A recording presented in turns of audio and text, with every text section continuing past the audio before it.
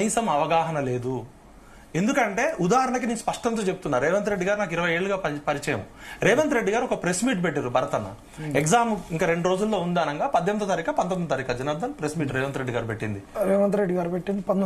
19కు ముందు 19 అక్టోబర్. ఇక్కడ తెలుసుకోవాలి డిఎన్ఏలో ఒక ముఖ్యమంత్రి, రాష్ట్ర ముఖ్యమంత్రి ఏ నిరుద్యోగుల త్యాగాలతోటైతే, ఏ విద్యార్థులు మేమంతా కాంగ్రెస్ పార్టీ రావాలని చెప్పి, కేసీఆర్ ఓడిపోవాలని చెప్పి 31 కాన్స్టిట్యున్సీలు తిరిగిన వాడిని నేను అశోక్, సతీష్ కమాల్ గారు 31 కాన్స్టిట్యున్సీలలో ఏఐసిసి దీపాదాస్ మున్షి, అజయ్ కుమార్ గారు మా ఇంటికి వచ్చి రిక్వెస్ట్ చేస్తే ఈ నిరుద్యోగులందరినీ బస్సు యాత్ర తీసుకొని కాంగ్రెస్ పార్టీ అధికారంలో రావడానికి పాత్ర చేసినాం.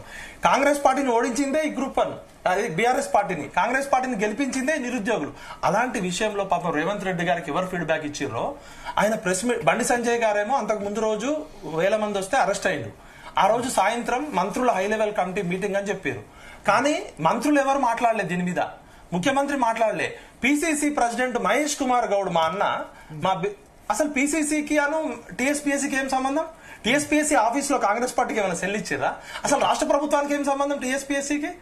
ఇది కాన్స్టిట్యూషనల్ బాడీ. ముఖ్యమంత్రి గారు మాట్లాడుతూ జీవో నెంబర్ 25, స్టూడియో జూమ్ చేయండి, జీవో నెంబర్ 55 అనేది రూల్ ఆఫ్ రిజర్వేషన్ పాటించాలి, జీవో నెంబర్ 29 అనేది రూల్ ఆఫ్ రిజర్వేషన్ కి విరుద్ధంగా ఉందని మా పిల్లలు కొట్లాడుతున్నారు.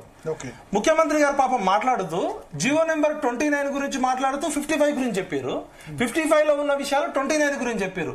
4 కోట్ల మందికి పాలకుడు, మా అందరికీ నాన్నలాంటోడు, అన్నలాంటోడు రేవంత్ అన్నకి ఎవరు రాంగ్ ఫీడ్బ్యాక్ ఇచ్చారో వాళ్ళని చెప్పుతో కొట్టాలి. ఇప్పుడు పరుగు పోయేది రేవంత్ రెడ్డి గారు, రాహుల్ గాంధీది. ఈ ఐఏఎస్ ఆఫీసర్లు ఏం కాదు, ఇవాళ ఉంటారు రేపు వెళ్ళిపోతారు. రేవంత్ రెడ్డి గారిని తప్పుతో పట్టిస్తున్న దొంగనా కొడుకులు ఎవరు?